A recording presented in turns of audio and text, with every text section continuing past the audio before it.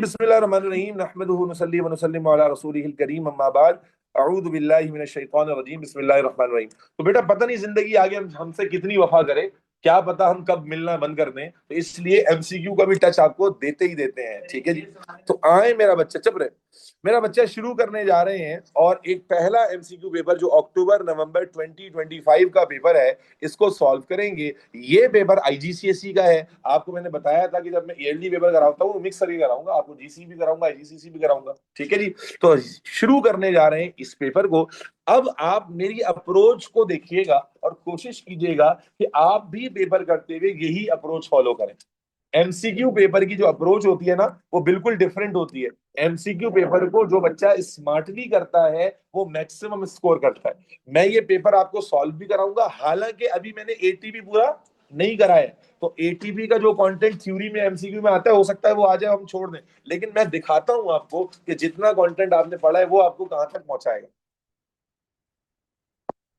चले भाई शुरू करते हैं। 40 नंबर का पेपर है, आप जानते हैं 40 एमसीक्यूज हैं। स्टार्ट करते हैं, शुरू करते हैं और देखते हैं अल्लाह का नाम लेकर। मुझे एबीसीडी पर रट्टा नहीं चाहिए, शोर शराबा नहीं चाहिए, डिस्कशन चाहिए, हाँ और ना चाहिए। अगर कोई बात बिल्कुल बेसिक लेवल पर समझना मुश्किल हो तो मैंने क्या, रिवाइज करें, नोट्स खोल के रखें, whatever you want to do. ठीक है, मैं बहरहाल एक्सप्लेन करता जाऊंगा। चलिए शुरू करते हैं। पहला सवाल हमारे पास आ गया। जब आप एमसीक्यूज देखते हैं तो सिलेबस के शुरू से शुरू होती है कहानी। What happens to the volume of fixed mass of gas when the temperature is increased or the pressure is decrease? Translation आपकी तेज होनी चाहिए। जब आप कोई ऐसा सवाल देखें जो बिल्कुल बेसिक सा देखने में लग रहा है तो आप उसको करें। तो हमने क्या भाई बताइए, एक मास ऑफ गैस का अगर हम टेम्परेचर क्या करते हैं, बढ़ाते हैं, what is the concept behind? Temperature बढ़ाते हैं तो क्या होता है? ऑप्शंस को छोड़ो, टेम्परेचर बढ़ाते हैं तो क्या होता है? पार्टिकल्स एनर्जी गेन करते हैं और वो दूर दूर निकल जाते हैं। यस और नो?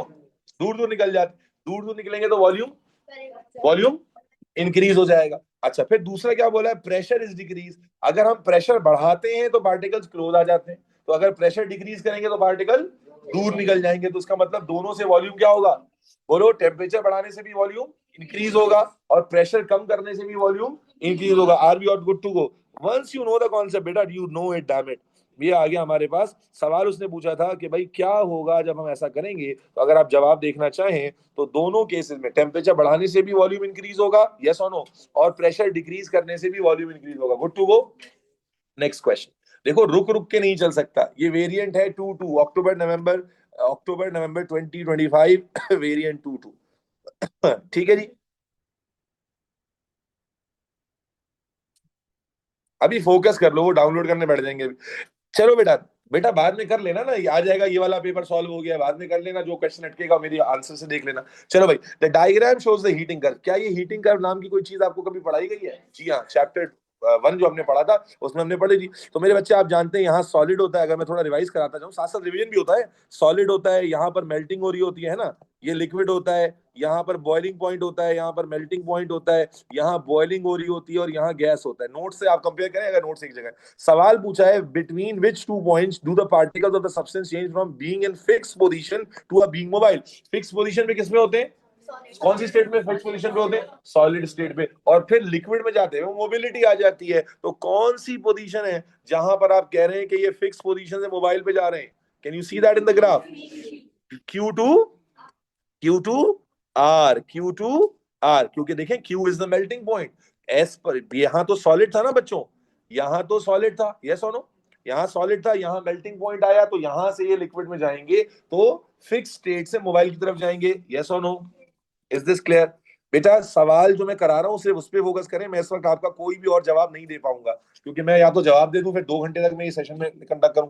मुझे वन गो में पूरा पेपर कराना है, तो इसलिए सवाल सिर्फ क्वेश्चन से रिलेटेड रखेंगे। ठीक है?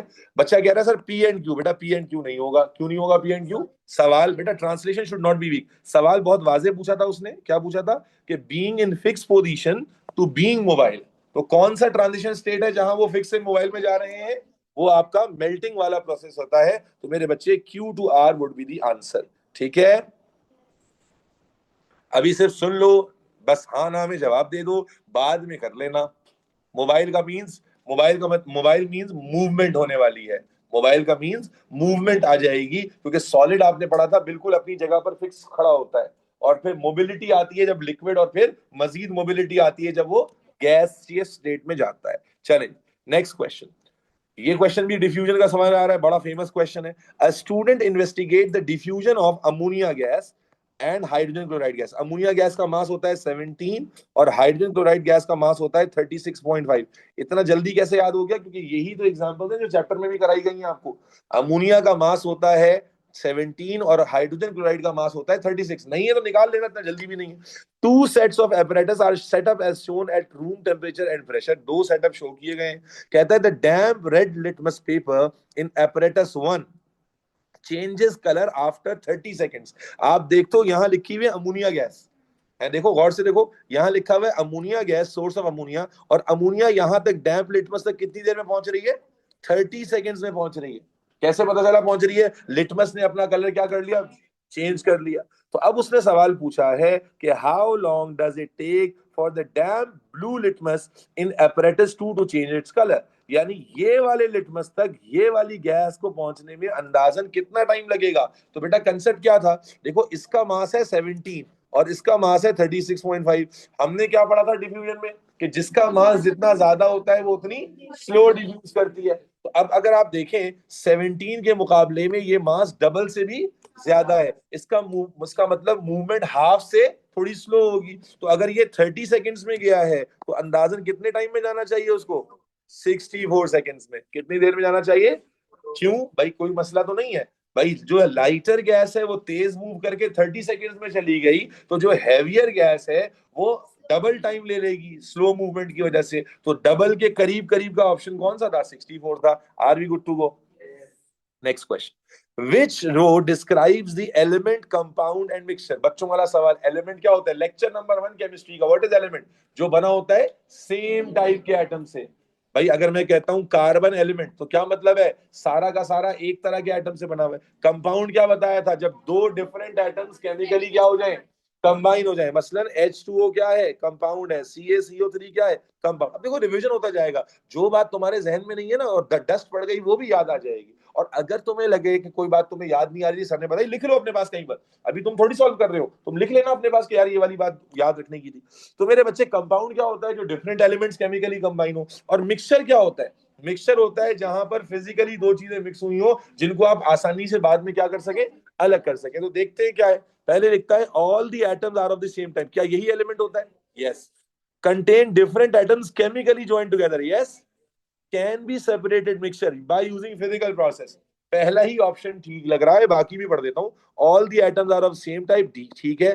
Can be separated into new substances using chemical process. क्या कंपाउंड को तोड़कर आप न्यू सब्सटेंसेस बनाएंगे? वही एलिमेंट रहेंगे।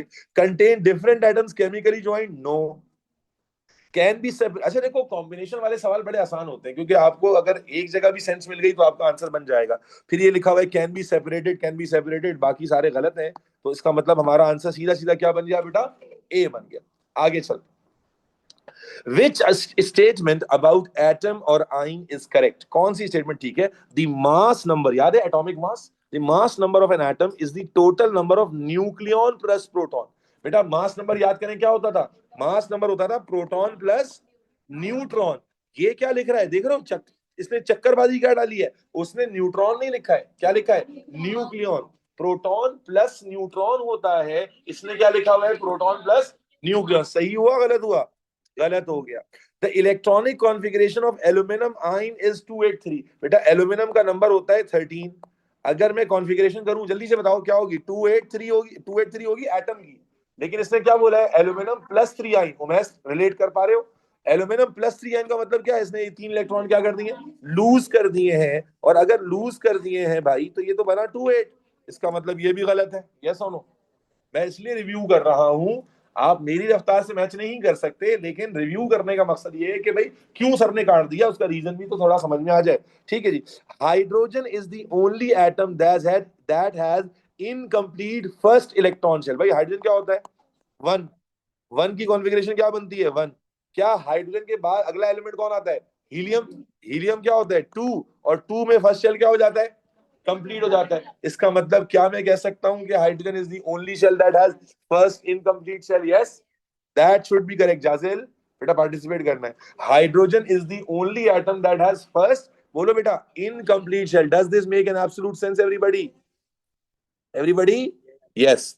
मेरे बच्चे आगे भी देख लो, most of the volume of atom is taken by its nucleus. क्या एटम में ज्यादातर वॉल्यूम न्यूक्लियस लेता है? लेकिन अगर ये यूं होता कि most of the mass in the atom is taken bye nucleus, फिर सही होता है नहीं होता? हमने ये बात पढ़ी है कि एटम में ज्यादातर मास न्यूक्लियस में होता है, लेकिन एटम में ज्यादातर स्पेस तो न्यूक्लियस तो बहुत छोटा होता है। तो इसलिए ये स्टेटमेंट भी बेटा क्या हो गई? गलत हो गई। तो अब आप देखें, ईयरली पेपर वन करने का फायदा क्या हुआ कि आपको कच्चा पक्का देखो, डिफ्यूजन वाला भी कंसेप्ट आ गया, एमसीक्यू में प्रोटॉन न्यूट्रॉन भी आ गया। तो ये कच्चा कच्चा भी जो तैयारी कर रहा था, जो मैं शुरू में कहता हूँ 50-60 भी, तो अब वो 60 से 100% बनने का वक्त आ चुका है। ठीक बेटा, क्लियर है? आगे चल, next question. Which two values are used to calculate the relative atomic mass of boron? Relative atomic mass निकालना सिखाया गया था आपको मोल पढ़ाते हुए। There was a formula, याद करो क्या फॉर्मूला था relative atomic mass निकालने का? किसको याद है?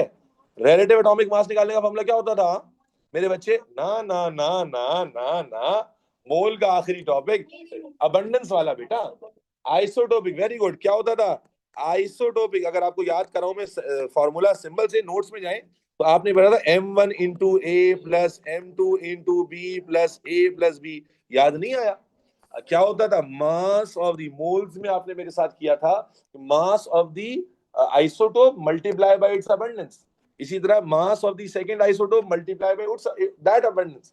तो आपने इस फॉर्मूले को सीधा सीधा अप्लाई करके एआर निकालने की कैलकुलेशन की थी। अब ये यही कह रहा है कि which two values are used to calculate relative atomic mass? क्या मुझे total number of boron isotope चाहिए होंगे? Total number of boron isotope और टोटल नंबर ऑफ बोरॉन? नहीं, हमें क्या चाहिए? मास चाहिए आइसोटोप का, और क्या चाहिए? बोलो भाई, अबंडेंस। क्या चाहिए? मास और अबंडेंस चाहिए। तो ये तो आंसर नहीं है। आगे चलो, relative abundance of each boron isotope, yes. Relative mass of each boron isotope, yes और नो। सिंपल हो गया भाई। याद नहीं होगा तो फिर कनेक्ट नहीं कर सकते, याद होगा तो कैसे नहीं कनेक्ट होगा, कोई नई बात थोड़ी है। रिलेटिव, अब देखो ये होता है फायदा ना कि इस तरह से मट्टी हटेगी।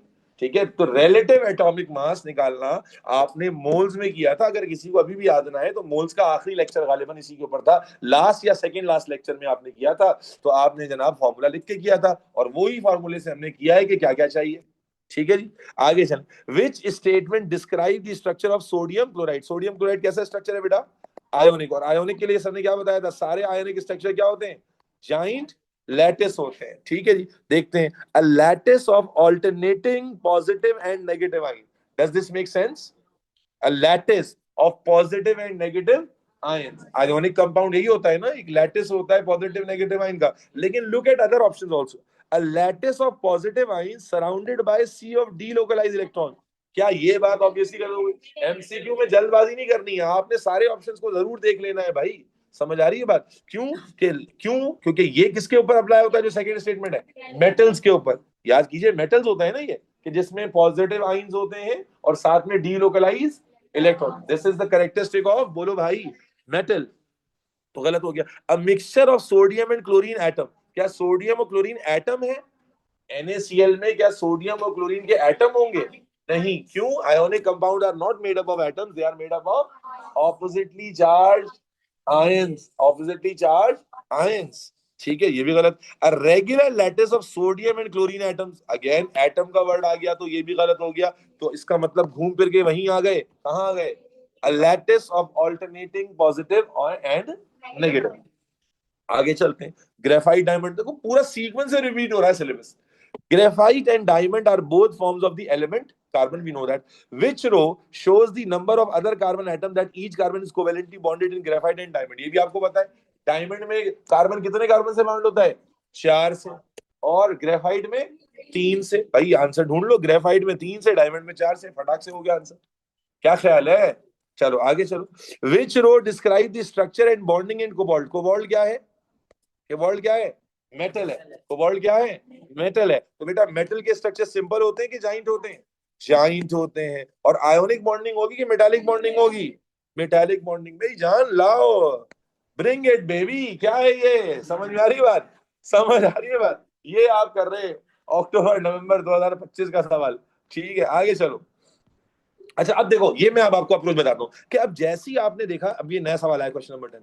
देखो मैं ये नहीं कह रहा कि आप ये कर नहीं सकते, मैं कराऊंगा भी आपको, लेकिन जैसी आप सवाल देखते हो ना, आपकी गट फीलिंग होती है कि यार ये कैलकुलेशन है, इसमें देखो ज्यादा कैलकुलेशन है, तो कभी भी आप एमसीक्यू पेपर में उस सवाल को फौरन नहीं करते, क्योंकि you need to make sure कि आउट ऑफ 40 क्वेश्चन पहले वो तमाम क्वेश्चन जो आपको वीआईपी तरीके से आते हैं, उसको आप तसल्ली से पढ़ के कर सकते हैं, वो आप कर लो, उसके बाद कैलकुलेशंस पर आए जी।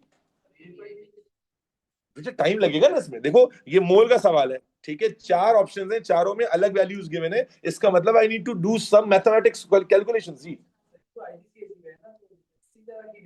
बेटा कल जब नेक्स्ट क्लास में हाफला कराऊंगा उसमें भी आप चौड़े हो जाना, ठीक है, तो रोलेबाजी तुम लोग कभी शुक्र अदा नहीं करना कि कुछ तो हो रहा है।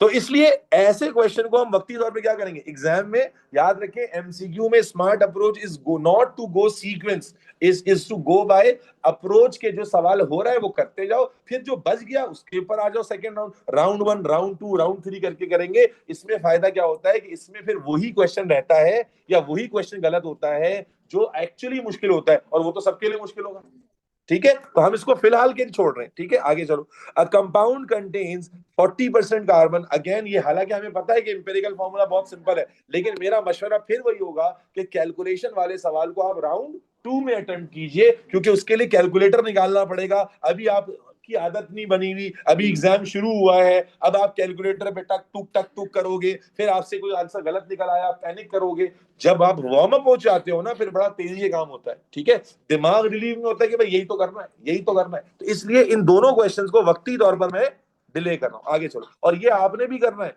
आगे चलो।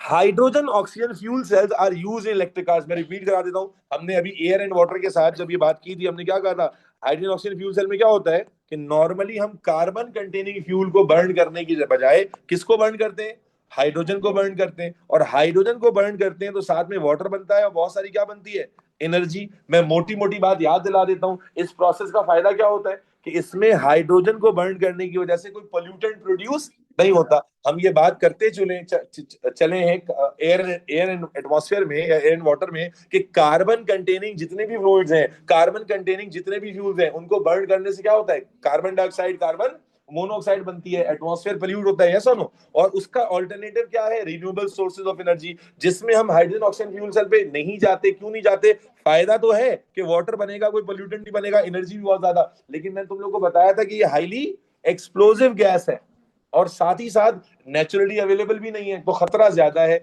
स्पेस स्टेशन वगैरह में यूज होती है। ये बातें तो मैंने आपको याद दिला दी, और सवाल देखते हैं। Three statement about these fuels are listed, the process in the cell is called electrolysis, क्या ये इलेक्ट्रोलिसिस है, दो इलेक्ट्रोलिसिस में कंपाउंड टूटता है या जुड़ता है, टूटता है, ये तो जुड़ रहा है, तो ये तो हो ही नहीं सकती, ऐसा नो। इलेक्ट्रोलिसिस में तो वाटर की अगर इलेक्ट्रोलिसिस करते तो हाइड्रोजन ऑक्सीजन अलग हो जाता, ठीक है, water is broken down in the cell to produce hydrogen, क्या वाटर ब्रोकन डाउन है, नो क्या बस समझ रहा है, समझ रहे हैं लल्लू बच्चे हम। आगे, water is the only chemical product form in this reaction, yes, क्या water is the only product form, yes, is this clear, बोलो, कुछ बोलना चाह रहे हो, तुम्हारे मुंह में कुछ आ गया था, बोलो, हाँ कुछ चवल वाली बात है, बोलो बोलो। अबे देखा, मैं समझ, देखो नस नस से वाकिफ हूँ, एक बच्चा यहाँ बैठा हुआ है, उसने कुछ किया, मैं समझ गया कि, और मुझे ये भी पता था, अगर तुम नहीं बोलते मैं तुमसे बोलता कि तुम ये बोलने वाले हो ना, कि देखो सवाल में बच्चा कह रहा है सर एनर्जी भी तो बनती है, एनर्जी भी तो बनती है, अल्लाह के बंदे क्या लिखा हुआ है, देखो सवाल, water is the only chemical product form, सिर्फ वाटर कैसे बना, अबे कैसे क्या बना, हाइड्रोजन ने ऑक्सीजन के साथ दिया क्या, तो वाटर बना लिया, और क्या बनाएगा, क्या यहाँ बिरयानी कोरमा भी बनेगा क्या, अल्लाह के बंदे, ये क्या बना, सिर्फ कैसे क्या बना, भाई रिएक्टेंट ही यही था, इसीलिए प्रोडक्ट बना।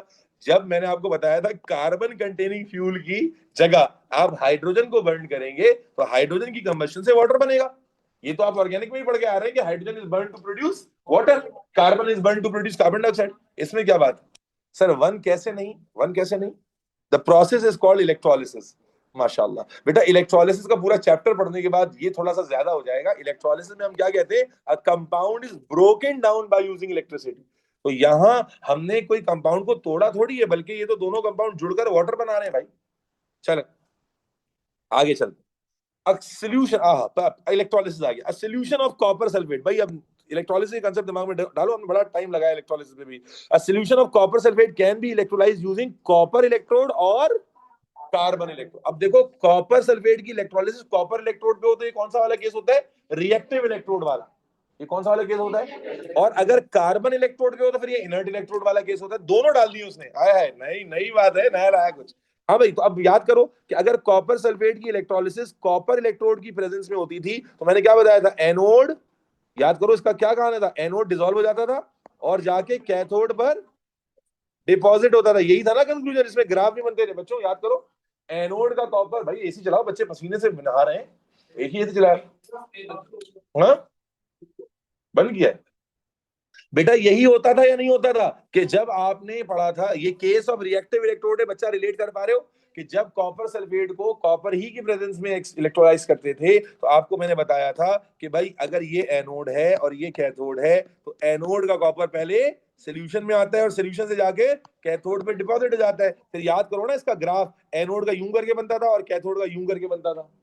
मोटी मोटी बातें जितनी तेजी से बता सकता हूं बता देता हूं, लेकिन साथ में उसने कार्बन इलेक्ट्रोड का भी जिक्र किया है। अगर कार्बन इलेक्ट्रोड ले ले फिर कहानी डिफरेंट होती थी। क्या डिफरेंट होती थी, फिर आपके पास, आप जानते हैं कि एक्वस सोल्यूशन है, सोल्यूशन यूज हो रहा है, तो फिर इसका कंपटीशन आ जाएगा किसके साथ, एच और ओ OH के साथ। अगर एच ओ OH के साथ कंपटीशन आएगा तो कौन डिस्चार्ज होगा, यहां से कॉपर और यहां से ओ OH, और ओ OH डिस्चार्ज होगी तो क्या बनेगा, ऑक्सीजन गैस बनेगी। यस और नो, ये सारी बातें मोटी मोटी थी। अब सवाल के ऑप्शंस देखते हैं। कहता है using copper electrode oxygen gas is form. क्या कॉपर इलेक्ट्रोड यूज किया है तो ऑक्सीजन गैस बनी है। जब कॉपर का इलेक्ट्रोड है फिर तो कॉपर एनोड से कहां शिफ्ट हुआ है, बोलो ना बहन, एनोड से कहां शिफ्ट हुआ है, कैथोड पर। तो using copper electrode copper atom loose electron at the anode. Yes, copper ने एनोड पर इलेक्ट्रॉन लूज किए, सोल्यूशन में आया, फिर कैथोड पे आके डिपॉजिट हुआ। यस, फिर using carbon electrode copper metal form at the cathode. हाँ भाई बताओ, कार्बन इलेक्ट्रोड जब यूज किया है तो कॉपर मेटल बना है कैथोड पर, जी हाँ बना है, यस और नो, तो ये भी ठीक हो गया। फिर using carbon electrode copper ions gain electron at the cathode.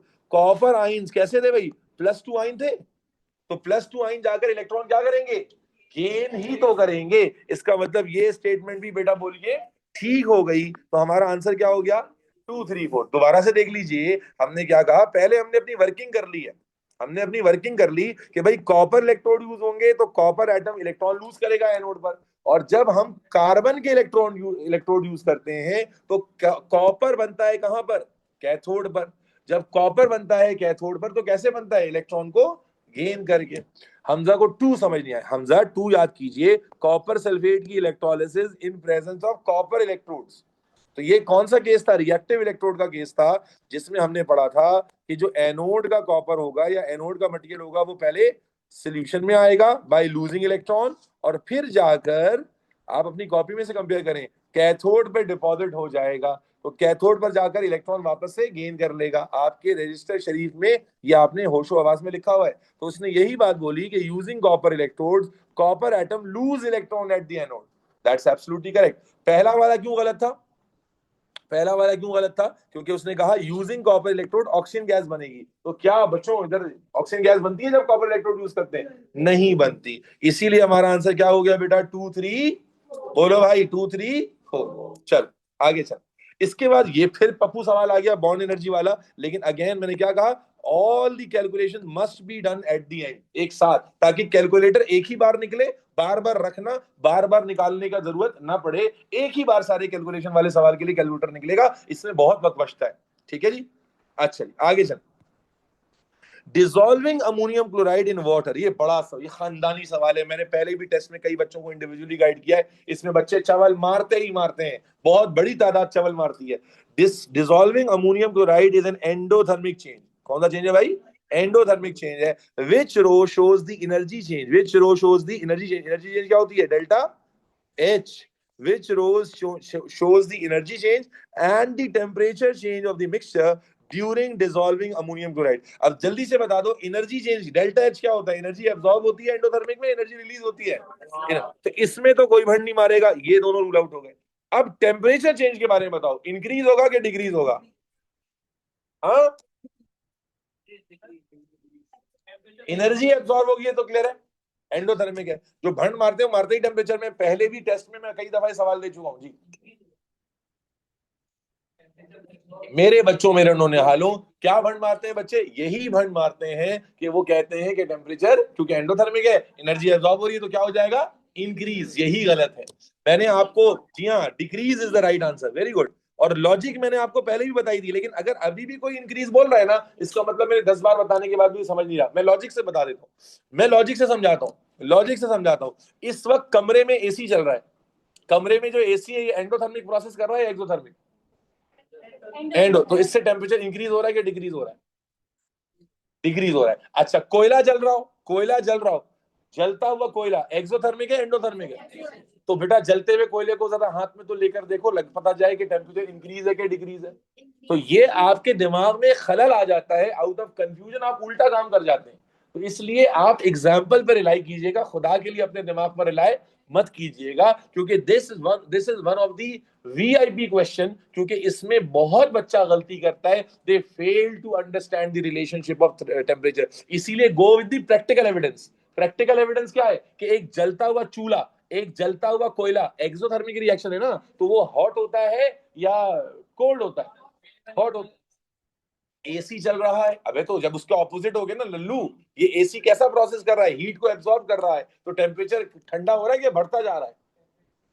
फिर तो आपको एग्जाम्पल पर रिलाई करना है सर। लेकिन पता कैसे चला कि इंक्रीज नहीं हुआ? ये तो हाथ जला। दानियाल, रिकॉर्डिंग रोक कर एक बात करने का दिल चाह रहा है, लेकिन अपने टीचर की पोस्ट पर ना ये बहुत नामुनासिब बात हो जाएगी। ठीक है, टेम्परेचर मालूम करने के और भी तरीके हैं, ठीक है ना? भाई बताओ इसको कोयला कहाँ, ठीक है? और कह रहे कैसे पता चलेगा? बेटा तो मैंने क्या कहा, सवाल देखो, मैंने ये पेपर पहले नहीं देखा, सवाल देखते ही मैंने तुम्हें कहा वीआईपी सवाल है ये। क्योंकि ये जो टेम्परेचर चेंज वाली कहानी है ना, I have seen many students doing this wrong. मैंने पहले भी टेस्ट में, मेरे ख्याल है तुम भी लेकर आए थे, या पता नहीं कोई 2-4 जगह पर बच्चे लेकर आए कि सर ये वाला गलत क्यों हो गया, तो मैंने उनको भी एग्जाम्पल समझाया है। इसलिए अगर अल्लाह ने चाहा और आपके आपके पेपर में इस तरह कंसेप्ट रेप्लिकेट हो गया, तो भाई आपने भंड नहीं मारना है। क्या है भाई? एग्जाम्पल, प्रैक्टिकल एविडेंस पर रिलाई करना है कि जलता हुआ कोयला जो एक्सोथर्मिक है, जलता हुआ कोयला जो एक्सोथर्मिक रिएक्शन में है, उसका टेम्परेचर बढ़ जाता है। और एसी जो चल रहा है एंडोथर्मिक प्रोसेस में, या फ्रिज जो चल रहा है एंडोथर्मिक प्रोसेस के अंदर, तो जनाब आली टेम्परेचर डिक्रीज हो जाता है। खुदा के लिए भंडी मार देना, इसलिए इसका सही आंसर ए होगा। Is this clear? आगे चलते हैं। उसके बाद आ गया एक्वस सोडियम थायोसल्फेट Na2SO। अब ये जो नए नए वर्ड आते हैं ना, इसको देख के बच्चे की हो जाती है पिलपिली सी, क्यों ये क्या आ गया? लेकिन भाई आपको घबराना थोड़ी है। Reacts with dilute hydrochloric acid to form yellow precipitate of sulphur. अब बच्चा यही को हो जाता है, ये क्या आ गया येलो प्रेसिपिटेट, ये वो पता नहीं, ये तो आउट ऑफ सिलेबस आ गया। अच्छा जी, एक रिएक्शन भी दिया हुआ है, लेकिन सवाल क्या है वो देखिए। द प्रेसिपिटेट फॉर्म, प्रेसिपिटेट का मतलब अब थोड़ा बहुत तो आपको पता है, इनसॉल्युबल पार्टिकल्स को कहते हैं। The precipitate forms more quickly when the reactants are heated. कहता है जो प्रेसिपिटेट, प्रेसिपिटेट किसके बने भाई? सल्फर के। सल्फर कहाँ है? यहाँ पर। तो कहता है भाई जब आपने ये रिएक्शन करा है, किसका रिएक्शन करा है भाई? इन दोनों का रिएक्शन करा है, तो इस रिएक्शन में सल्फर के क्या बने? येलो, बोलो भाई, येलो प्रेसिपिटेट बन गए। उसने बताया भाई, ये मैं नहीं बता रहा हूं, उसने बताया। अब सवाल में आगे जाके उसने क्या कहा कि the precipitate forms more quickly when the reactants are heated. भाई होना चाहिए था, नहीं, ये स्पीड ऑफ रिएक्शन का कांसेप्ट आ गया। ऐसा नहीं होना चाहिए था क्या? क्या पढ़ा है आपने कि जब आप टेम्परेचर बढ़ाते हो क्या होता है? पार्टिकल्स एनर्जी एब्सॉर्ब करते हैं, जिससे उनकी काइनेटिक एनर्जी बढ़ती है, जिससे उनके कोलिजन बढ़ते हैं, इफेक्टिव कोलिजन बढ़ते हैं, तो स्पीड ऑफ रिएक्शन बढ़ना ही चाहिए था। यस और नो? अब कहता है which statement explains this observation. कौन सी स्टेटमेंट में ये बकवास एक्सप्लेन होती है? Number 1, the reacting particles collide more frequently. Yes और नो? ठीक है। The collision between reacting particles have more energy now. भाई एनर्जी को बढ़ाने वाला एक ही तो फैक्टर होता है, विच इज, बोलो यार, टेम्परेचर। फिर the activation of the reaction is lower. क्या एक्टिवेशन एनर्जी को टेम्परेचर पे कोई फर्क पड़ता है? नहीं, वो सिर्फ किससे चेंज होती है? कैटलिस्ट से। किससे चेंज होती है? क्या बात है, पूरे पूरे अभी 30 मिनट में तुम्हारा एक रिस्पॉन्स आया है, ठीक है, दैट्स करेक्ट। तो इसका मतलब क्या ऑप्शन हो जाएगा बेटा, बोले? 1 and 2 हो जाएगा। आगे चल, विच स्टेटमेंट, अब देखो इसका भी रिवीजन टाइम आ गया। ये बड़ा मसला हुआ है कि जनाब अली, एक कौम ने मेरा सर खा लिया कि सर रिकॉर्डिंग में ये नहीं है वो नहीं है। आओ जरा इसका हैंड टू हैंड रिवीजन कर लेते हैं। एक तरफ ले लेते हैं, सवाल को छोड़ो, सवाल को मारो गोली, कॉन्टैक्ट प्रोसेस, और एक को ले लेते हैं, एक तरफ ले लेते हैं हेबर प्रोसेस। ये दोनों जो है इंडस्ट्रियल मेथड है, और थोड़ा सा इसको रिव्यू कर लेते हैं, बहुत आसान है। देखो, कॉन्ट्रैक्ट प्रोसेस होता है जिसमें हम H2SO4 बनाते हैं। क्या बनाते हैं? इंडस्ट्रियल लेवल पे H2SO4 बनाते हैं। और हेबर प्रोसेस होता है जिसमें अमोनिया बनाते हैं। मैं ये साथ साथ रिव्यू कर रहा हूं ताकि आप बार बार आता रहेगा, बार बार अटकेंगे क्या? जी बेटा, बेटा ये रिवर्सिबल रिएक्शन। चलिए तवज्जो रखेंगे। अच्छा, किसी ने डिटेल में भी रिवाइज करना हो तो अब जो मैंने बताया मॉर्निंग सेशन में, मेरा जो टारगेट है उसमें ये चैप्टर शामिल है दोबारा से, कि मैं इसको रिवाइज करूंगा। खैर, तो अब मेरा बच्चा, अब पहले हेबर प्रोसेस की बात करें तो हेबर प्रोसेस में क्या होता है? नाइट्रोजन को रिएक्शन कराते हैं किसके साथ? हाइड्रोजन के साथ। और इस रिएक्शन में बनती है क्या? Ammonia gas. क्या बनती है? अमोनिया। अब नाइट्रोजन कहां से लाते हैं? तो नाइट्रोजन सबसे ज्यादा कहां होती है? एयर में होती है। तो एयर की fractional distillation of liquid air से नाइट्रोजन लाते हैं। यानी एयर में से एयर को डिस्टिल करके नाइट्रोजन निकालते हैं। और हाइड्रोजन कहां से लाते हैं भाई? हाइड्रोजन कहां से लाते हैं? क्रैकिंग से। हाइड्रोजन कहां से लाएंगे? क्रैकिंग से। समझना बेटा, बच्चों वाली बात है, क्रैकिंग ऑफ हाइड्रोकार्बन। तो हम क्या करते हैं? क्रैकिंग ऑफ हाइड्रोकार्बन से हाइड्रोजन लेकर आते हैं। फिर एयर में से डिस्टिलेशन से क्या निकालते हैं? नाइट्रोजन। और दोनों को रिएक्ट करा देते हैं। फिर रिएक्ट करने की कुछ कंडीशंस होती थी, याद है किसी को? सबसे पहले कैटलिस्ट कौन सा होता था? आयरन। फिर टेम्परेचर होता था 400 टू 450 डिग्री सेल्सियस। और प्रेशर होता था कितना? Very good, 200 ATM. ये बहुत हाई प्रेशर है। Normal pressure is only 1 ATM. Normal pressure is only. इस कंडीशन पर रिएक्शन होता था और अमोनिया बनती थी। ठीक है ना? पता नहीं रिकॉर्डिंग में किधर निकल गया ये प्रोसेस, मुझे नहीं, मुझे तो बताया मैंने कर...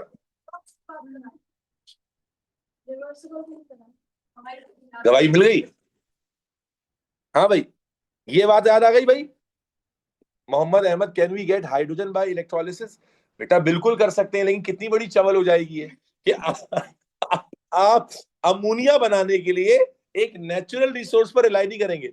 माशाल्लाह, आप पहले कोई वाटर लेकर उस पर फिर इलेक्ट्रिकल एनर्जी जो रिन्यूएबल भी नहीं है उसका इस्तेमाल करके पहले हाइड्रोजन बनाएंगे, और फिर उस हाइड्रोजन को झोंक देंगे नाइट्रोजन के साथ कि भाई अमोनिया बना लो।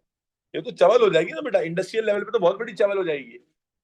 ठीक है, ये बात याद आ गई। बस यही है, ये जो रोना गाना डाला ना यही है हेबर प्रोसेस। क्या कि नाइट्रोजन जो कि कहां से लाते हैं? Fractional distillation of liquid air से। उसके बाद फिर हाइड्रोजन जो क्रैकिंग से लाते हैं, ऑर्गेनिक में आप पढ़ चुके हो, उनको आपस में रिएक्ट कराते हैं। कंडीशन, आयरन कैटलिस्ट होता है, टेम्परेचर 400 से 450 डिग्री सेल्सियस होता है, प्रेशर बहुत हाई होता है, 200 एटीएम का प्रेशर होता है। बस रिएक्शन कर जाते हैं, अमोनिया बन जाती है। जबकि कॉन्टैक्ट प्रोसेस में 4 स्टेप होते हैं, बच्चों वाले 4 स्टेप। कौन से वाले 4 स्टेप? H2SO बनाने के लिए भाई, पहले स्टेप में क्या होता है? सल्फर रिएक्ट करती है ऑक्सीजन से टू फॉर्म सल्फर डाइऑक्साइड। फिर सल्फर डाइऑक्साइड को दोबारा ऑक्सीजन से रिएक्ट कराते हैं, और ये रिएक्शन रिवर्सिबल होता है, सल्फर ट्राइऑक्साइड। Sulphur trioxide. और ये रिवर्सिबल रिएक्शन, इसकी कंडीशन होती थी। इसमें कैटलिस्ट कौन सा यूज होता था?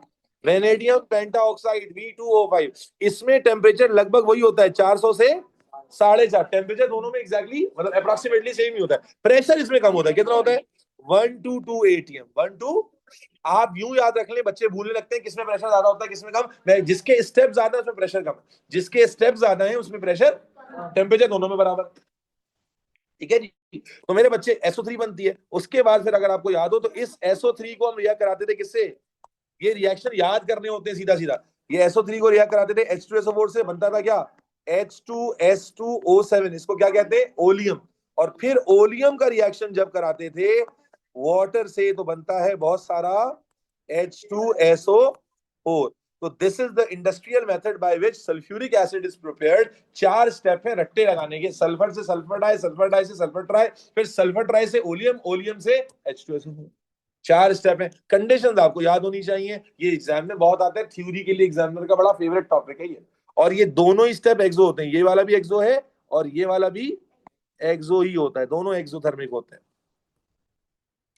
दोनों एक्सो होते हैं भाईजान। ठीक है जी। तो अब जो रोलर डल के रखा हुआ था वो रिकॉर्डिंग में आगे पीछे हो गया। अब कहां पढ़ाया हमने? रेडॉक्स से बात कराया था।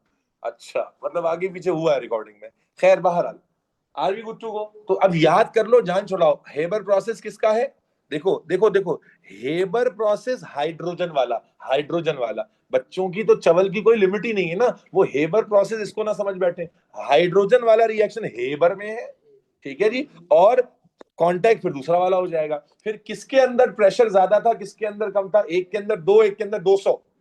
तो जिसके स्टेप कम है उसका प्रेशर ज्यादा है, जिसके स्टेप ज्यादा है प्रेशर कम है। टेम्परेचर दोनों में बराबर है, दोनों में क्या फर्क है? माशाल्लाह, दानियाल के सवाल इस क्लास की जान है मेरे बच्चे। दोनों एक बिल्कुल अलग प्रोसेस है नल्लू, दोनों प्रोसेस ही डिफरेंट है। ये H2SO4 बनाने का तरीका है। यदि दानियाल का एड्रेस निकलवाओ यार, पता करो, ये बड़ा स्पेशल बच्चा है। इसने AS वाली आयशा फैसल को भी पीछे छोड़ दिया। आयशा फैसल, इजा सिद्दीकी, आमना वेस, और इधर से उमर, उमर करके एक बच्चा है ना, कोई उमर नवाज ऐसा कुछ है ना, उसको और अयूब को, सबको पीछे छोड़ा है। Daniyal is the ultimate warrior. Riba Fatima, इसने आपको भी पीछे छोड़ दिया है। हाँ, हाँ, ये बड़ा अच्छा सवाल। अब आप इसी को सोचते रहे। चले अब सवाल पे आ जाए। सवाल तो हमने किया ही नहीं। अरे भाई सवाल क्या था? Which statement about the conditions used in, हाँ भाई सवाल देखो, Haber and contact process are correct, is correct. हाँ भाई कौन सी स्टेटमेंट करेक्ट है?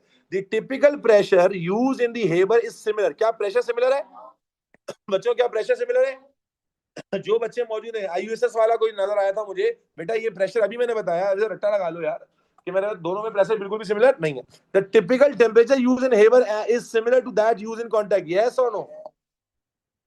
दैट्स एब्सोल्युटली करेक्ट, यस और नो?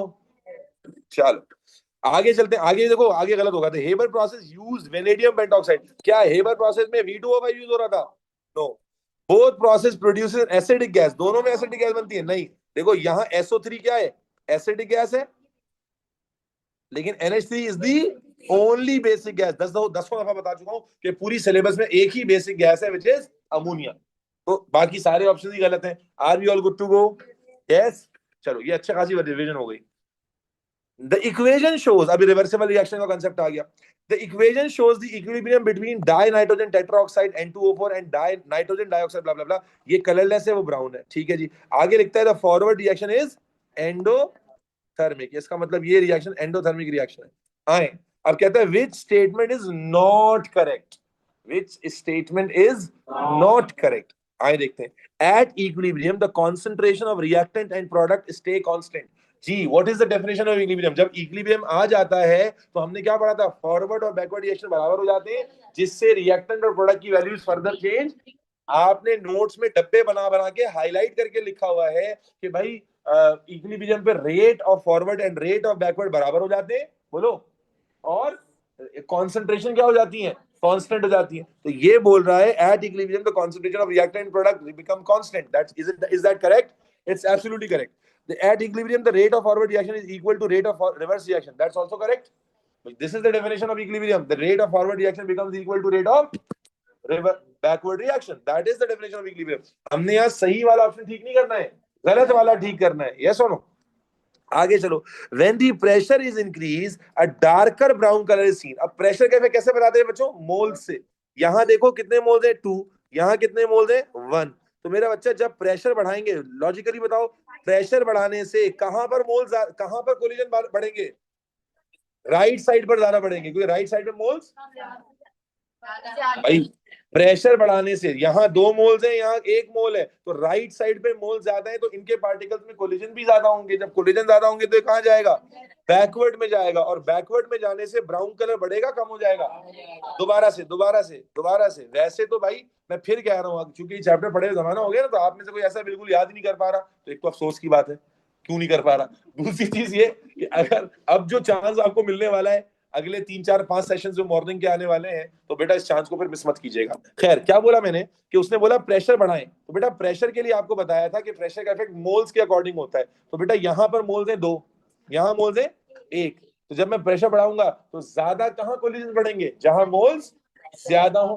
फिर बोला कम, वो प्रेशर बढ़ाने से कोलिजन ज्यादा कहाँ बढ़ेंगे? जहां मोल्स ज्यादा होंगे। भाई एक कमरे में 2 लोग हैं, एक कमरे में 200 लोग हैं, तो प्रेशर बढ़ाने से ज्यादा कोलिजन किसके दरमियान आएगा? 200 वालों में। तो जाहिर जब कोलिजन यहां बढ़ेंगे, इक्विलिब्रियम कहां जाएगा? कहां जाएगा इक्विलिब्रियम? बैकवर्ड में जाएगा, और बैकवर्ड में जाने से ब्राउन कलर बढ़ेगा, कम हो जाएगा? अब इसने क्या बोला था? When the pressure is increased, a darker brown color is seen. क्या मजीद ब्राउन कलर आएगा? नो। तो ये स्टेटमेंट गलत है, और यही हमारा सही आंसर होगा। दोबारा से देख लीजिए, मैं फिर एक बार अटेम्प्ट ले लेता हूं, हालांकि बनता तो नहीं है। क्या कहा मैंने? आप अपनी थ्योरी को रिकॉल कीजिए, तो आपने बताया था, पढ़ाया गया था आपको कि प्रेशर का इफेक्ट बताते हैं मोल्स को देखकर। ठीक है जी, जिस साइड पर मोल ज्यादा होते हैं वहां प्रेशर का इफेक्ट ज्यादा पड़ता है। तो यहां आपको देखें, यहाँ 1 मोल है, यहाँ कितने मोल है, 2। तो जब मैं प्रेशर बढ़ाऊंगा तो यहाँ पर जहां ज्यादा मोल्स है वहां पर कोलिजन्स ज्यादा होंगे, तो ये इक्विलिब्रियम को कहां ले जाएगा, बैकवर्ड में ले जाएगा। एंड दैट इज वाई हमारा जो ब्राउन कलर है वो कम होगा। ये भाई क्या कह रहे हैं, when the pressure is increase darker brown colour is seen. ये तो कह रहे हैं डार्कर ब्राउन कलर बढ़ेगा, गलत स्टेटमेंट हो गई। और सवाल में आपने गलत स्टेटमेंट ही को सिलेक्ट करना है, भूलिएगा नहीं। Which one is not correct जी बेटा, थ्योरी में रिवाइज कराऊंगा फिर बता दूं। अभी तो ये कंक्लूजन है जो आपको याद रखना है। क्यों खैरियत, क्यों बाबा कैसे आ गए, इतने बाबा हैं कि कोई न्यूज है जो डॉट 6 बजे आ गए। जाओ। Okay, when the temperature is increase a darker brown colour seen. ये किसका इफेक्ट आ रहा है बेटा, टेम्परेचर का।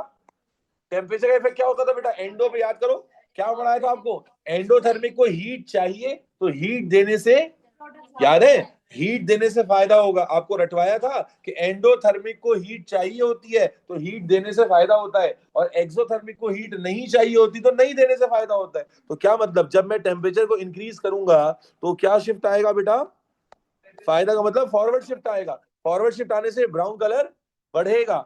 ये क्या कह रहा है, when the temperature is increase a darker brown colour is seen. तो ये ठीक हुआ गलत हुआ, ठीक हुआ। लेकिन हमने ठीक स्टेटमेंट को सिलेक्ट नहीं करना था, हमने गलत वाले को सिलेक्ट करना था। ये एक अपने आप में साइकोलॉजिकल बैरियर होता है कि जब आप देखते हैं हाँ ये ठीक है, उसको टिक कर देते हैं आपके, हाँ ये तो ठीक है टिक कर देते हैं। सवाल में लिखा हुआ है विच वन इज नॉट करेक्ट।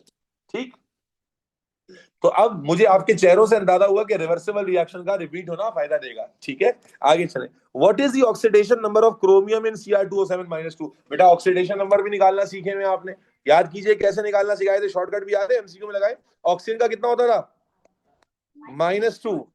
तो बेटा -2 है, 7 ऑक्सीजन है तो कितना हो जाएगा, -14, है ना। 7 ऑक्सीजन है तो कितना बन गया, -14। -14 में से 2 को माइनस कर दें, कितना बचा, -12।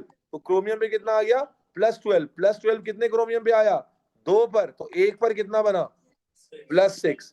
अगेन अगर तो आप रिलेट कर गए वेल एंड गुड, नहीं रिलेट कर पाए तो इट मींस, देखो यही है ना वीक जोन, पता चल गया कि यार रिडॉक्स मैंने रिवाइज करना है।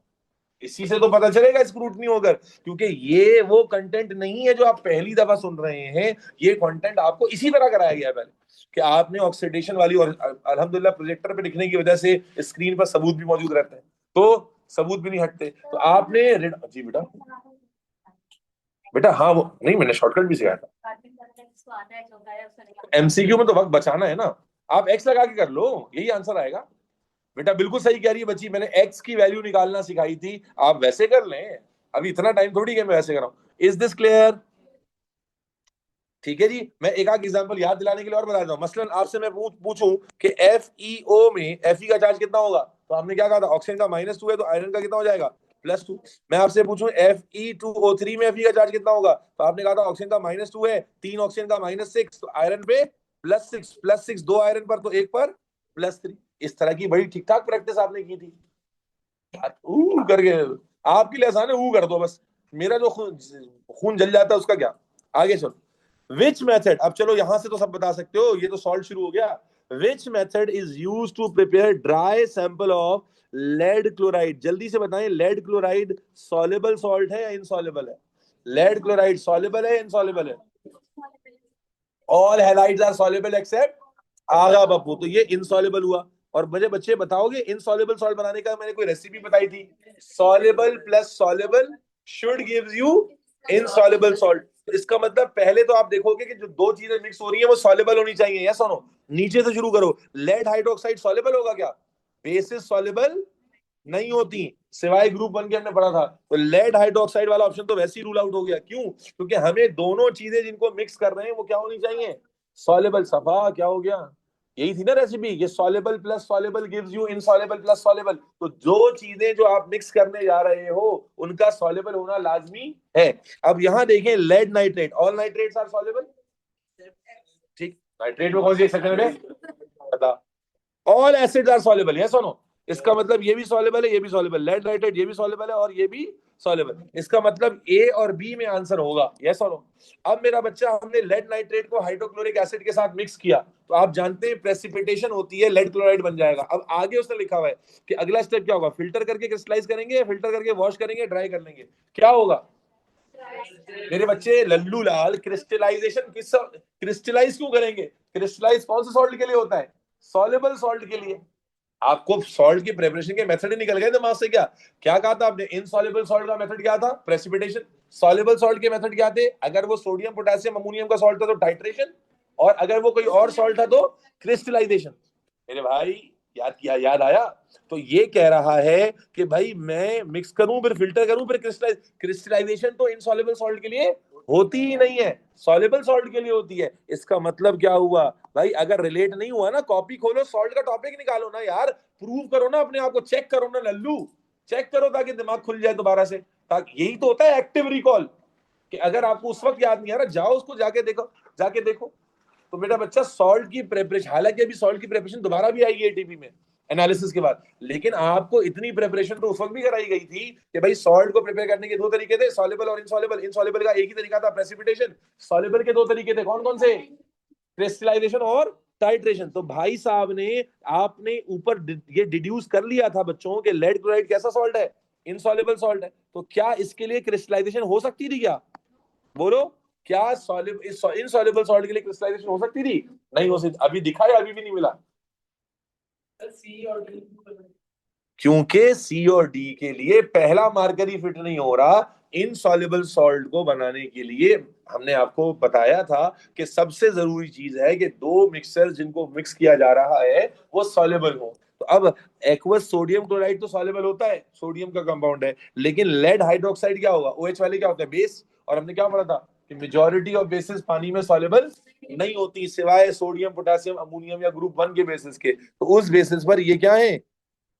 इनसॉल्युबल। देखो ये वीक जोन ना अपने पास लिखो कि रिडॉक्स मैंने दोबारा गो थ्रू करना है, रिवर्सिबल मैंने दोबारा गो थ्रू करना है, मैंने सॉल्ट की प्रिपरेशन को दोबारा, ये इसी तरह साले एनालिसिस नहीं करोगे तो 2012 तक करने का कोई फायदा नहीं होगा। जो डिस्टिंक्शन होल्डर्स बचे हैं वो क्वांटिटी पे नहीं जाते, एब्सोल्यूट क्वालिटी पे जाते हैं। दो पेपर करो, ढंग से करो तो ज्यादा फायदा होगा। आगे चलो, फॉस्फोरस इज एन एलिमेंट, चलो भाई, of group 5 of the periodic table. It burns in air to form an oxide that dissolves in water to form a solution with a pH of 1. कहता है which row describe this. अब देखो जो बच्चा analysis कर रहा है ना कि यार मैं कहा, देखो मतलब मैं समझ रहा आप हूं, मैं मतलब आप एनालिसिस करोगे यार मुझे कौन सा वाला मुश्किल लगा, उसको लिख लो अपने पास, और उस चैप्टर जाके यार रिकॉर्डिंग दोबारा पढ़ जाओ। अगर बिल्कुल याद नहीं आ रहा रिकॉर्डिंग सुनो, और अगर याद है कच्चा पक्का नोट से पढ़ रहे हैं नोट से पढ़ो। इस तरह वीआईपी के साथ हिसाब किताब होगा। चलो, हाँ भाई, ऑक्साइड है जिसका पीएच 1 है, क्या कहता है भाई? ये मेटल की ऑक्साइड होगी या नॉन मेटल की ऑक्साइड होगी? कहता है which row describe the oxide of phosphorus. Group 5 का एलिमेंट है, मेटल होगा या नॉन मेटल होगा? इसका मतलब मेटल ऑक्साइड वाले में टिक होना चाहिए, क्रॉस होना चाहिए? क्रॉस होना चाहिए। अच्छा, फिर नॉन मेटालिक ऑक्साइड में टिक होना चाहिए, दैट्स करेक्ट। एसिडिक होनी चाहिए, बेसिक होनी चाहिए? बेसिक नहीं होनी चाहिए, बच्चों वाला सवाल था, यस और नो? चलो, the equation shows the reaction between aqueous hydrogen bromide and aqueous ammonia. Which statement describe the role of aqueous hydrogen bromide? जरा गौर से देखिए रिएक्शन को। HBr है और यहाँ HBr क्या हो गया है? सिर्फ Br रह गया है भाई। HBr से सिर्फ क्या रह गया है? Br। क्या चीज चेंज हो गई है? H निकल गया। तो H निकाल देने वाला क्या है? अबे यार, एसिड बेस का डेफिनेशन ही खा गए क्या तुम लोग? H जो दे दे, अबे ऑप्शन तो देख लो भाई। एच आइन दे दिया ना उसने, एच आइन दे दिया ना उसने। What is the definition of acid? बोलो। प्रोटॉन डोनेट करने वाला क्या होता है? एसिड होता है। मैं तो इतनी फ्लुएंटली लिखने लगा था, माशाल्लाह, मुझे क्या पता यहाँ भी वर्ड मारोगे। ओ भाई, एच यहाँ एच बी आर था, और यहाँ पर बोलो भाई एच निकल गया, एच पॉजिटिव आइन चला गया। तो ये तो स्ट्रेट था ना कि जिसने एच पॉजिटिव आइन दे दिया वो क्या होता है? एसिड होता है। भाई मेरी शक्ल देख रहे हो, याद नहीं है? What is the definition of acid? Proton donor, H आइन डोनर, यस और नो? और अगर नहीं हुआ तो चलो मैं प्रूव कर देता हूं कि रिड्यूसिंग एजेंट नहीं होगा। कैसे नहीं होगा? एच का चार्ज यहाँ कितना होगा बेटा? +1। Br का चार्ज कितना होगा? -1। यहां पर भी -1 ही है, क्या हुआ? हो गई टट्टा फिश। एग्जामिनर चवल थोड़ी नशे में थोड़ी बना रहा है कि वो भी तो हो सकता था। अभी अल्लाह के बंदे, जो कह रहा है कि रिड्यूसिंग एजेंट था, कैसे भाई, कैसे प्रूव करो। एच का चार्ज +1 होता है, बी आर का फिर क्या बन जाएगा -1, और यहां पर भी बी आर का -1 है, तो कैसे हो गया रिड्यूस? इसका तो चार्ज ही चेंज नहीं हुआ, इसका तो चार्ज ही चेंज नहीं हुआ। क्या कहते हो, कैसे हुआ बताओ ना, जो चवल मार रहे थे। अबे कोई बेसिक हो तो आदमी, कोई बेसिस पे, कोई ग्राउंड रियलिटी के बेसिस पे मारो। Is this clear? चलो भाई आगे। विच statement about the elements in group 1 is correct? Group 1 का सवाल आ गया। Hydrogen is produce when group 1 elements react with water. बेटा ग्रुप 1 एलिमेंट्स का रिएक्शन पढ़ा है आपने वाटर के साथ कभी जिंदगी में? बिल्कुल पढ़ा है, रिएक्शन विद वाटर ही तो पढ़ा है आपने। तो मेरे बच्चे, क्या इसमें हाइड्रोजन गैस प्रोड्यूस होती है? अगर रिएक्शन याद है तो ठक करके बताओगे। जी हाँ प्रोड्यूस होती है, जी हाँ प्रोड्यूस। चाहे ऑक्साइड बने या हाइड्रोक्साइड बने, हाइड्रोजन तो साथ बनती है ना। रिएक्शन कहाँ? रिएक्टिविटी वाले चैप्टर में। Ions of group 1 elements have -1 charge. क्या ग्रुप 1 के एलिमेंट का चार्ज -1 होता है? बताओ क्या होता है? +1। Sodium is more reactive then potassium. क्या सोडियम पोटेशियम से ज्यादा रिएक्टिव होता है? रिएक्टिविटी सीरीज गलत है। ठीक है, solid sodium is a poor electrical conductor. क्या मेटल पुअर इलेक्ट्रिकल कंडक्टर होते हैं? नहीं। तो अगर एक बच्चे को पहले वाले सवाल में याद नहीं भी आ रहा, तो ऑड वन आउट से भी पहुंच जाएगा। Next, which row describes the color and the state of iodine at room temperature and pressure? बेटा पीरियोडिक टेबल का सवाल आ गया, ग्रुप 7 का सवाल है। आयोडीन की स्टेट याद करो, फ्लोरीन गैस होती है, क्लोरीन गैस होती है, ब्रोमीन लिक्विड होता है, आयोडीन रूम टेम्परेचर पे सॉलिड होता है, जरा सा हीट करें सबलाइम सॉलिड होता है तो वेपर बन जाता है। सॉलिड किस कलर का होता है? ब्लैक कलर का। और वेपर किस कलर का होता है? पर्पल या वायलेट कलर का होता है। याद ही नहीं होगा कंटेंट तो क्या करोगे? तो मेरे बच्चे, सवाल याद होगा तो आंसर निकलेगा। तो कलर कैसा होगा भाई? Grey black. और स्टेट कैसी होगी? सॉलिड। सवाल उसने पूछा था रूम टेम्परेचर बताएं। अगर रूम टेम्परेचर, ये वॉयलेट वाला कौन आ गया? रूम टेम्परेचर की जगह उसने बोला होता है हीट करने पर बताना है, तो हीट करने पर क्या होता? वेपर होता, पर्पल होता, गैस होता। आपने पढ़ा है हाइड्रोजन, देखें ग्रुप 7 की प्रॉपर्टीज में जाके लिखा हुआ होगा कि iodine is a Sublime solid. ठीक है जी। दोनों में क्या फर्क है? किसमें? दोनों में कलर का फर्क है, स्टेट का फर्क है। अगर आप रूम टेम्परेचर पे रखेंगे, कम टेम्परेचर पे, तो आयोडीन सॉलिड स्टेट में एग्जिस्ट करता है। जरा सा भी हीट देंगे तो उसकी सारी फोर्सेस ब्रेक डाउन हो जाती हैं और गैस बन जाता है। गैसियस स्टेट में उसका बिहेवियर में हम देखते हैं कि उसका कलर चेंज हो जाता है, पर्पल हो जाता है। नोट्स में लिखा हुआ है, आप वहां से छाप लें। Can you show 23rd for a second ओमेजा? 23rd बनता तो नहीं है, लेकिन देख लीजिए, क्या देखना है याद करो। याद रखना बेटा, पास्ट पेपर सेशंस में छोड़ना नहीं। जब हो रहा है, जिस टाइम हो रहा है, और टाइम हो रहा है, इवेंट टाइम हो रहा है, रात के 3 बजे हो रहा है कि सुबह के 6 बजे हो रहा है, उसमें रहो। तुम लोगों को शदीद जरूरत है। उसके बाद भी मुझे पता है कि जैसा मैं नतीजा एक्सपेक्ट कर रहा हूँ वैसा तो नहीं दोगे, लेकिन मेरा जमीर मुतमईन होगा कि मैंने बच्चों को ना सिर्फ स्पून फीड किया, बल्कि उनकी उंगली से पूरा हलक तक, बल्कि पूरा डाइजेस्ट करवा के जो बच्चा था ना वो निकलवा भी दिया। चले, part of the periodic table is shown. चल बेटा आगे चल। Part of the periodic table is shown which element is an inert gas. कौन सी गैस इनर्ट है भाई? इनर्ट गैस ये तो बता दो। सी है, बेहतरीन हो गया। चलो, 4 डिफरेंट मेटल्स, अब ये रिएक्टिविटी कॉन्सेप्ट आना शुरू हो गए। 4 different metals are added to water. The oxide of each metal is separately heated with carbon. अब आप जानते हैं कार्बन सिर्फ किससे रिएक्ट करेगा? जिससे कार्बन ज्यादा रिएक्टिव होगा या कम रिएक्टिव होगा? ज्यादा रिएक्टिव होगा। ये रिएक्टिविटी तो हमने टॉपिकल पास पेपर भी किए हैं इसके साथ साथ, है ना। The results are shown. अब रिजल्ट है बड़े अच्छे से। क्या लिखा हुआ है? Q no reaction with water and brown solid forms with carbon. क्या मतलब हुआ कि वाटर से रिएक्शन नहीं हुआ और कार्बन से हुआ है या नहीं हुआ है? हुआ है। कार्बन से रिएक्शन हो गया। कैसे? आप ब्राउन सॉलिड में मत घुस जाना भाई। उसने कहा है ब्राउन सॉलिड फॉर्म, इसका मतलब रिएक्शन हो गया है। और रिएक्शन होने का मतलब क्या है कि क्यू की रिएक्टिविटी कार्बन से ज्यादा है या कम है? कार्बन की क्यू की रिएक्टिविटी कार्बन से कम है। कार्बन ने रिएक्ट कर लिया ना क्यू से। फिर एबीसीडी में चलेगा, पहले तवज्जो तो रख लो। आगे चलो। आर ने वाटर के साथ रैपिड रिएक्शन किया है, इसका मतलब आर की रिएक्टिविटी ज्यादा है। और कार्बन के साथ रिएक्शन नहीं किया, इसका मतलब कार्बन से, बोलो, कार्बन से जो चीज ऊपर होगी वो कार्बन से रिएक्ट नहीं करेगी, लेकिन वाटर से तो वही रिएक्ट करते हैं जो ऊपर होते हैं। जी बेटा, जाइए भाई, जाइए। आप आ गए, यही बनवा।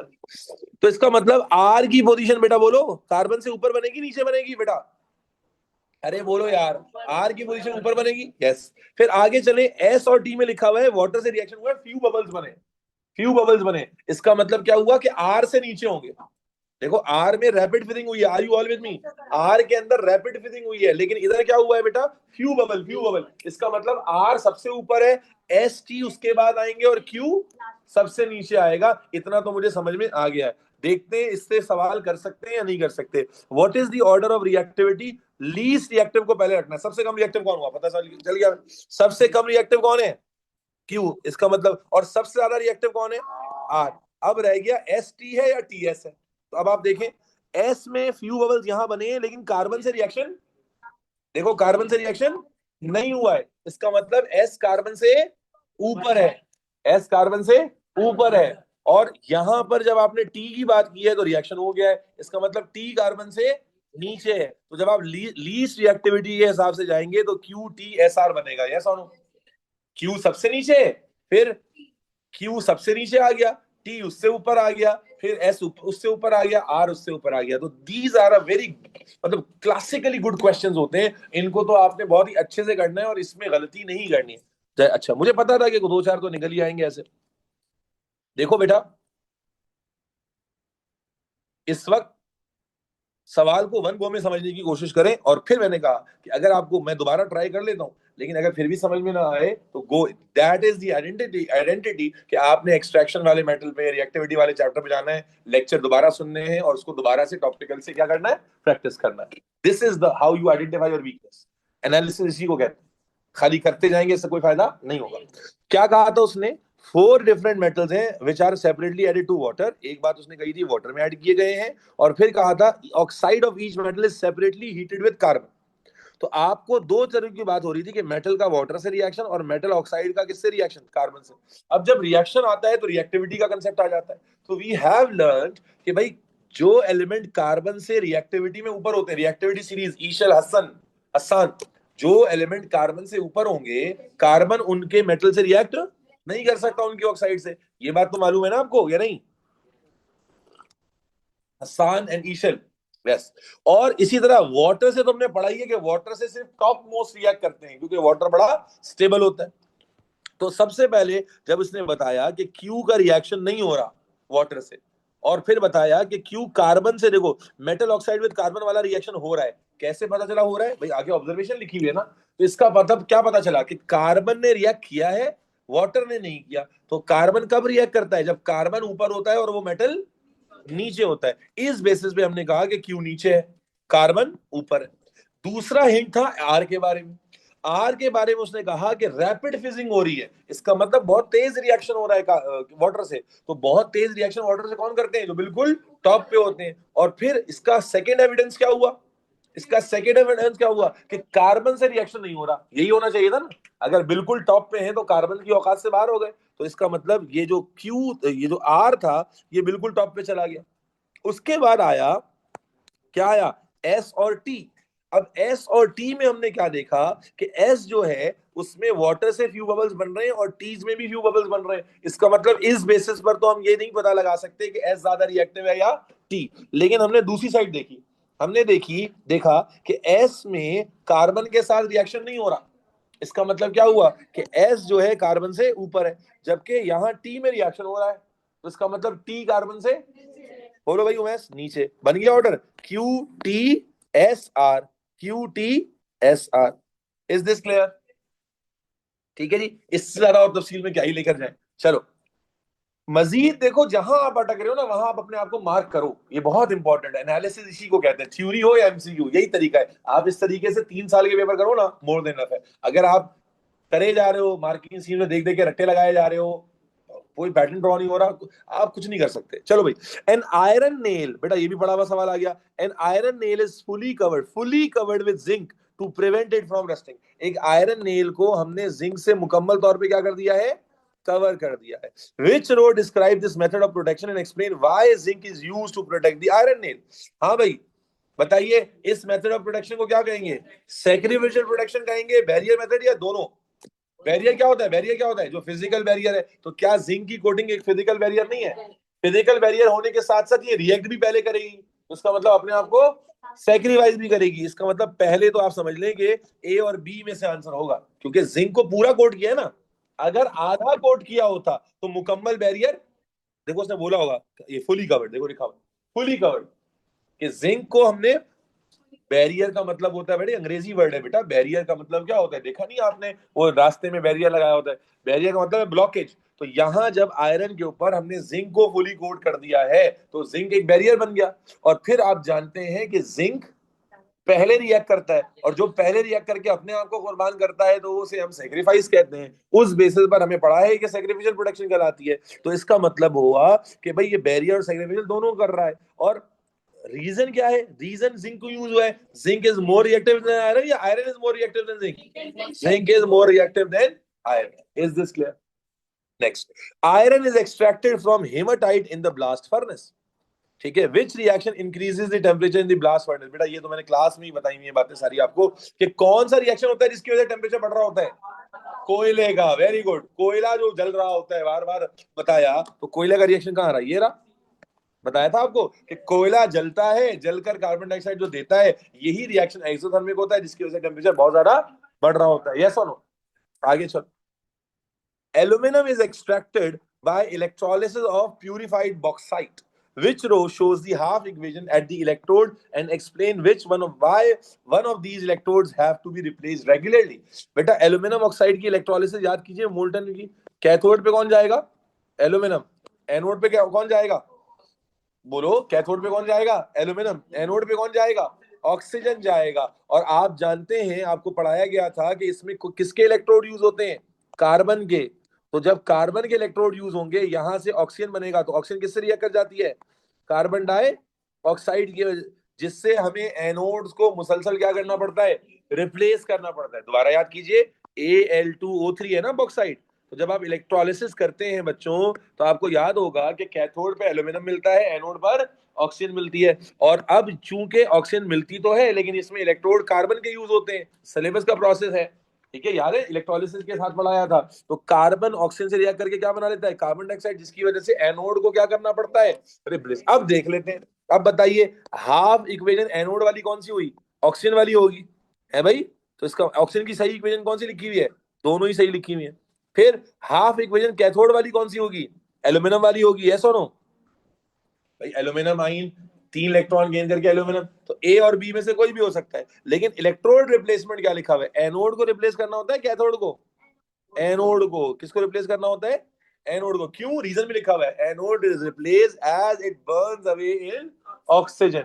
एनोड पर जो ऑक्सीजन बनती है, और एनोड खुद किसका था, कार्बन का था, तो कार्बन ऑक्सीजन से रिएक्ट करके बर्न कर जाती है, जिसकी वजह से एनोड को रिप्लेस करना होता है। ठीक है, next question, which flow chart describes the correct treatment sequence of domestic water supply. अभी कुछ दिन पहले पढ़ा है, डोमेस्टिक वाटर सप्लाई की ट्रीटमेंट में सबसे पहले क्या फिल्ट्रेशन कर देते हैं, सेडिमेंटेशन। सेडिमेंटेशन के बाद क्लोरीनेशन करके फिल्ट्रेशन करते हैं, नहीं। तो हमारे पास आ गया सेडिमेंटेशन, फिल्ट्रेशन एंड,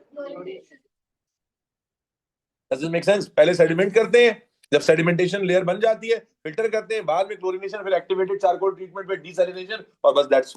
लेकिन जितना उसने दिया था वो, विच स्टेटमेंट, ये भी एयर एंड वाटर का सवाल है, which statement about oxides of nitrogen is correct, they are made in car engines by incomplete combustion। क्या इनकम्प्लीट कंबशन से ऑक्साइड ऑफ नाइट्रोजन बनती है, क्या बनती है, कार्बन मोनोऑक्साइड बनती है। वेरी गुड, ये गलत हो गया। They are made in car engines when nitrogen in gasoline. क्या गैसोलीन में नाइट्रोजन होता है, पेट्रोल में नहीं, किससे आता है, एयर से आता है। याद कीजिए, मैंने आपको बताया नाइट्रोजन और ऑक्सीजन दोनों एयर से आती है गाड़ी के इंजन में, तो ये भी गलत हो गया। दे, देखो जो सही है ना उसको फौरन सही ना करो, जो गलत है उसको फौरन गलत कर दो। They are remove from car exhaust by catalytic converter and form nitrogen and sulphur dioxide. Catalytic converter से तो रिमूव होती है, लेकिन क्या ये सल्फर डाइऑक्साइड बनाती है, नो। क्या था कैटालिटिक कन्वर्टर का रिएक्शन, याद करो, carbon monoxide react with nitrogen की ऑक्साइड, और यहाँ ये कार्बन डाइऑक्साइड बनती थी, और ये, और कैटलिस्ट इसमें होता था प्लेटिनम, उमेजा टॉकी, ऐसा ही था भाई, यही था कंसेप्ट। तो मेरे बच्चों कौन सा आंसर ठीक होगा फिर, they are remove from the car exhaust when they react with carbon monoxide in catalytic converter, यही था रिएक्शन। देखो आपको ये बात अच्छे से समझ में आ रही होगी कि जो कंटेंट आपको अच्छे से आता है वहां तो आप कॉन्फिडेंट हो, जो आपका रिवीजन, इसका मतलब ये रिवीजन क्यों नहीं हो रहा, ये रिवीजन क्यों नहीं है, तो आपने मार्क कर लिया। अब आपका यही टारगेट है आगे के लिए कि भाई ये चैप्टर्स जो आपको बिल्कुल रिलेट नहीं हुए वो आप रिलेट करें। ठीक है जी, आगे चलो। अब देखो क्वेश्चन नंबर 32 से ऑर्गेनिक शुरू हो गई है, 32 से 38 तक 5 6 7 सवाल ऑर्गेनिक के होंगे। चलो अभी तो ऑर्गेनिक का टेस्ट देके बैठो, ये तो ठकाठक कर देना। The alkanes are homologous series, which statement about the members of homologous series of the alkane is correct? है भाई, होमोलोगस सीरीज में क्या होता है? All have same functional group, माशाल्लाह। Okay, the diagram represent two processes X and Y and their effect Z increasing in global warming. Global warming से related कौन सी gas होगी? चलो देखते हैं। Emission of the thermal energy from the earth, फिर कहता है X, उसके बाद फिर Y, फिर Z, और फिर X और Z को आपस में रिलेट किया हुआ है। क्या दिखाना चाह रहा है? देखो मैं आपको पहले प्रोसेस याद दिला देता हूं कि होता क्या है। होता ये है कि जो इमिशन अर्थ कर रही है थर्मल, देखो सन से एनर्जी आती है, अर्थ में एब्जॉर्ब होती है, फिर अर्थ जो एनर्जी को इमिट करती है, सुन लो बेटा सुन लो, प्रोसेस समझ लो। अर्थ जो एनर्जी इमिट करती है वो ग्रीन हाउस गैसेस ट्रैप कर लेती है, और ग्रीन हाउस गैसेस जब वो ट्रैप करती हैं तो उसकी वजह से क्या होता है मेरे बच्चे, कि हमारा एटमॉस्फेरिक टेम्परेचर मेंटेन होता है। समझ आ रही है? और बाकी एनर्जी जो है वो फिर इमिट हो जाती है, रेडिएट हो जाती है। तो इसका मतलब एक्स पर क्या होना चाहिए, अगर आप थोड़ा सा कॉमन सेंस लगाएंगे, एक्स पर एब्जॉर्प्शन होना चाहिए या इमिशन होना चाहिए? बोले भाई। देखो एक्स पर दो ऑप्शन लिखे हुए, emission of thermal energy by green house gases. क्या ग्रीन हाउस गैसेस इमिशन करती हैं? एब्जॉर्प्शन करती हैं। ठीक है बेटा, ये प्रोसेस आपका सिलेबस नहीं है। हीट को एब्जॉर्ब करती है थर्मल एनर्जी। तो ग्रीन हाउस गैसेस का तो काम यही होता है, हीट को एब्जॉर्ब करना, इमिट करना इनका काम नहीं होता। तो using your core concept you are going to relate it to the options. इसका मतलब हमारा आंसर कहां बैठेगा? ए और सी में। आगे चलें, आगे चलें। अल्टीमेट इफेक्ट क्या होता है? कॉमन सेंस है कॉम्बिनेशन वाला। अल्टीमेट इफेक्ट क्या होता है, आए जरा समझते हैं मेरे बच्चे। यहां लिखा हुआ है reduce thermal energy to space और increase thermal energy loss to space. जब ग्रीन हाउस से ग्लोबल वार्मिंग हो रही है तो कॉमन सेंस लगाओ कि भाई स्पेस में एनर्जी लॉस ज्यादा हो रहा होगा या कम हो रहा होगा? अगर ग्लोबल वार्मिंग, अर्थ का टेम्परेचर बढ़ रहा है, तो स्पेस में एनर्जी लॉस ज्यादा हो रहा है या कम हो रहा है? अरे ज्यादा हो जाएगा थर्मल लॉस स्पेस में, तो फिर अर्थ का टेम्परेचर कैसे बढ़ेगा? भाई सवाल में क्या बोला था उसने? Increasing global warming. What is increasing global warming भाई? Rise in temperature of the atmosphere. तो आप कह रहे हो कि increase in thermal energy loss. अगर थर्मल एनर्जी लॉस ज्यादा हो जाएगी तो फिर ग्लोबल वार्मिंग कैसे होगी भाई? इसका मतलब reduce thermal energy of loss होगा ना, तभी तो टेम्परेचर रिटेन करेगा, हीट रिटेन करेगी। इतने पेपर में वाहिद ये सवाल आया है जो नया है। नए से मुराद कंसेप्ट को तोड़ मरोड़ के दिया गया है, लेकिन यहां पर भी आपको अपनी स्मार्टनेस से काम दिखाना है। यू हैव बीन टॉट कि जो ग्रीन हाउस गैसेज है they have the duty to absorb energy that ultimately results in rise in temperature. So you need to correlate it with your concept. Is this clear? So A would be the right answer for this. आगे चल। विच structure, अरे यार which structure are isomers of each other. भाई 4 carbon है, ये straight chain है, ये भी 4 कार्बन की स्ट्रेट चेन है, ये 3 कार्बन की स्ट्रेट चेन है, और ये भी 4 कार्बन की स्ट्रेट चेन है। यस और नो? चेन वाला मेथड बताया था ना। तो बताइए आइसोमर कौन हुए, कौन एक दूसरे के आइसोमर हुए? ये सारे तो सेम हुए। यस और नो? ये तीनों सेम हुए या नहीं हुए? भाई ये तीनों सेम क्यों हुए? कि तीनों के अंदर 4 4 कार्बन की चेन है जिसमें कोई ब्रांच नहीं है। Only this one is different, जिसमें 3 कार्बन एक चेन में है और एक अलग से है। यही तरीका बताया था। तो अब बताइए कौन से आइसोमर हुए? क्या 2 और, अब कटक कर जाओ, क्या 2 और 4 हुए? नहीं हुए। क्या 1 और 3 हुए? 1 और 3 हो गए, 1 और 3 हो गए। यस और नो? Is this clear? भाई यही तरीका लगाया था ना। आगे चलो। What, okay, name of ester आ गया भाई, जल्दी से बता दे। नेम ऑफ एस्टर, ये वाला पार्ट आ जाएगा पहले जी। अरे पिछले वाला वापस बता दे बेटा। ये स्ट्रक्चर्स, ये 4 कार्बन की चेन, ये 4 कार्बन की चेन, ये 4 कार्बन की चेन, सारी एक जैसी चेन है। तो ये तीनों सिमिलर स्ट्रक्चर्स हैं। और यहाँ क्या है? 3 कार्बन की चेन, एक कार्बन बाहर है। आइसोमर्स क्या होते हैं? Compound which are same molecular formula but different structure. तो दिस इज एक्चुअली डिफरेंट। ये सिर्फ देखने में अलग लग रहे हैं, इसी की बात की गई है। तो भाई ये 1 और 3 के ऑप्शन में ये आइसोमर कहलाएंगे, और 1 और 2 और 3 ये क्या है? Same structures. 1 2 3 क्या है? सेम स्ट्रक्चर्स हैं। चेन वाली अप्रोच याद रखो, जहां चेन सेम है वो भी सेम रहे। ठीक है जी। अच्छा जी, नाम बताओ इसका क्या होगा भाई? This would be methyl and that would be, बोलो, प्रोपेनोएट। कहां है methyl propanoate? Do you have that? Yes, option D.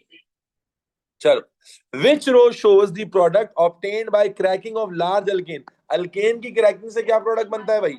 Alkene बनती है, यस। हाइड्रोजन बनती है, वाटर बनता है, यस की आवाज किससे आई? तो मेरे बच्चे कौन सा आंसर हो जाएगा? कौन सा आंसर हो जाएगा? क्या बात। एथेनॉल, बहुत अच्छा सवाल है। Ethanol is produced by fermentation of aqueous glucose और by catalytic addition of steam. क्या दोनों तरीके से हम एथेनॉल बना सकते हैं? स्टीम वाले से भी और फर्मेंटेशन वाले से भी। अब एग्जामिनर कहता है which row shows some advantages and some disadvantages of these processes. Advantage क्या है? तो बेटा फर्मेंटेशन क्या फास्ट रिएक्शन हो सकता है? फर्मेंटेशन तो फास्ट रिएक्शन है ही नहीं, बहुत स्लो रिएक्शन होता है, तो ये तो एडवांटेज है ही नहीं। एथेनॉल प्रोड्यूस इन बैचेस, के बैच बाय बैच बन रहा है। Renewable raw material, what about this? किससे बनता है? प्लांट से बनता है ना, या फ्रूट से बनता है? तो जो जो हमारे पास फ्रूट्स है, जो हमारे पास प्लांट रिसोर्सेज सब रिन्यूएबल होती है, यस और नो? इसका मतलब हमारा आंसर मोस्ट लाइकली किधर आ जाएगा? सी डी में। आगे चलो, डिसएडवांटेज लिखा हुआ है। डिसएडवांटेज क्या है? एथेनॉल प्रोड्यूस इन बैचेस या डाइल्यूट एक्वस एथेनॉल। मुझे बताएं, जब हम फर्मेंटेशन से एथेनॉल बनाते हैं, चूंकि उसमें बहुत कुछ और भी मिक्स होता है, तो आपको क्या लगता है जो एथेनॉल होगा वो कॉन्सेंट्रेट बनेगा या डाइल्यूट बनेगा? डाइल्यूट बनेगा। मजीद कंफर्मेशन के लिए आगे चले। बेटा ये सवाल नहीं है, पी सकते हैं नहीं, सवाल ये है कि क्या हो। अच्छा, फिर मुझे बताएं, एडिशन ऑफ स्टीम वाला जो रिएक्शन है वो रिलेटिवली फास्ट है, यस और नो? यस है। और इसमें नॉन रिन्यूएबल सोर्स होता है, इथीन गैस है ना। इथीन गैस को आप स्टीम से रिएक्ट कराते हैं, इसका मतलब कॉम्बिनेशन को लेकर जाओगे तो कौन सा कॉम्बिनेशन ठीक बैठेगा? डी बैठेगा। अच्छा, जल्दी करने का तरीका क्या था? आप देखते यार फास्ट रिएक्शन तो है नहीं, रिन्यूएबल आ गया, ये वाला फास्ट होता है। जैसे ही आप देखते तो आपको वहीं पर अंदाजा हो जाता कि कौन सा ऑप्शन ठीक है। चले, प्रोपिनोइक एसिड, प्रोपेन नहीं, propanoic acid is an organic compound that contain both alkene and a carboxylic acid. The structure of propenoic acid is shown, which structure represents one repeat unit of the addition polymer. बहुत आसान है, addition polymer का repeat unit किस में show हुआ है? तो बेटा पहले मैंने आपको बताया था, इसको क्या करो, ड्रॉ करो उस यूनिक पैटर्न में, फिर समझ में आएगा। क्या यूनिक पैटर्न था बच्चों? याद कीजिए, मैंने क्या बताया था? कार्बन कार्बन के डबल बॉन्ड को सेंटर कर लोगे, फिर लेफ्ट वाले पे क्या लगा हुआ है? एच और, बोलते ही नहीं, गूंगे हो गए हो क्या? लेफ्ट वाले पे क्या लगा हुआ है? एच और एच लगा हुआ है, यस और नो? और राइट वाले पे क्या लगा हुआ है? एच और सी डबल ओ एच। तो बेटा ये है इसका एक्चुअल मोनोमर। इसका मतलब पॉलीमर में ये वाली सीक्वेंस रिपीट हो रही होगी विदाउट डबल बॉन्ड, यस और नो? पॉलीमर में ये सीक्वेंस, अब बताओ ये सीक्वेंस कहां रिपीट हो रही है? अगर आप अंधे नहीं है तो आपको दिख जाएगा ये सीक्वेंस बी में रिपीट हो रही है। देखो कैसे, एच और एच, एच और एच, एच और C double O H, H C double O H. आप डी में कैसे कह रहे हो? उधर तो एच और सी एच थ्री है। क्या ये सीक्वेंस बी में रिपीट हो रही है? पॉलीमर कराते हुए, पास्ट पेपर कराते हुए ये बात बार बार बताई गई कि एडिशन पॉलीमर को क्रैक करने का पहला ट्रिक क्या है कि पहले convert this form into this form. और वो फॉर्म क्या है कि आपने कार्बन कार्बन डबल बॉन्ड को सेंटर करना होता है और ये वाली फॉर्मेशन में कन्वर्ट करना होता है, देन यू गेट इट, चाहे सवाल कैसा भी आ जाए। नेक्स्ट क्वेश्चन, विच, ओके, ये दो सवाल आ गए जो हमारे एटीपी रिलेटेड टॉपिक्स के हैं, जैसा कि इसका आंसर ब्यूरेट होगा और इसका आंसर सुटेबल लोकेटिंग एजेंट होगा। मैं कहता हूं लेट सपोज छोड़ देते हैं, हमने नहीं पढ़ा, सर ने छुड़वा दिया था, लेट सपोज सर ने छुड़वा दिया था। चलो लेट से सर ने ये दो सवाल पढ़ाए ही नहीं, ये आपको आते ही नहीं थे, और जो कैलकुलेशन वाले आए वो आपसे हुए नहीं। तो जरा देखते हैं कितने हुए नहीं और कितने के छुड़वा दिए। दो यहां से छूट गए, आगे पीछे चले चले चले, ऊपर कितने छोड़े थे? तीन छोड़े थे। कितने छोड़े थे? तीन छोड़े थे। एक हमने बॉन्ड एनर्जी वाला सवाल छोड़ा था, एक मोल वाला छोड़ा था, और एक मॉलिक्यूलर एम्पिरिकल। हालांकि मॉलिक्यूलर फॉर्मूला तो सबको ही आता है। तो आप फिर भी कितने स्कोर में पहुंचोगे? चलो बेयर मिनिमम कह लो, कितने स्कोर में पहुंचोगे? चलो बेयर मिनिमम कहो, दो चार तुमको मुश्किल भी लगे होंगे, और कटवा लो, कितने पहुंचे? रियलिस्टिकली कहां तक पहुंचते? 25 तक। चलो चलो 30 या 30 प्लस तो रहते, यस और नो? अब आपको बता देते हैं बेटा, इसमें ए के लिए आपको चाहिए थे सिर्फ 27 मार्क्स। ए स्टार नहीं होता कंपोनेंट। इस साल में, इस पेपर में ए ग्रेड का थ्रेशोल्ड था सिर्फ 27। और पता है क्यों था? क्योंकि इस पेपर में दो तीन नए सवाल, समझ आ रही है? दो तीन नए, देखो दो तीन नए सवाल आते हैं ना तो पूरी एवरेज यूं गिरती है। पांच छह नए आ गए तो समझ आ रही है? इसका ग्रेड थ्रेशोल्ड ए के लिए सिर्फ 27 मार्क्स था। तो मैं कहता हूं आप बाकी सवाल छोड़कर भी आ जाते, तब भी ए आ जाता भाई। ठीक है, बोले मेरे ये पेपर थोड़ी था। समझ आ गई बात? अब चूंकि टाइम ज्यादा हो गया है, बहुत ज्यादा, तो बायोलॉजी के ये 3-4 सवाल रह गए हैं। इंशाल्लाह अगले सेशन में पहले इनको कराऊंगा और उसके बाद फिर अल्लाह ने चाहा तो कल की टाइमिंग जो मॉर्निंग सेशन की है वो मुख्तलिफ है, देख लीजिएगा। वो 10 बजे से शायद, है ना? ये सारे स्कूल की छुट्टियां करके क्लासेस ले रहे हैं और तुम स्कूल में बैठ के मत्थर मार रहे हो बेवकूफ।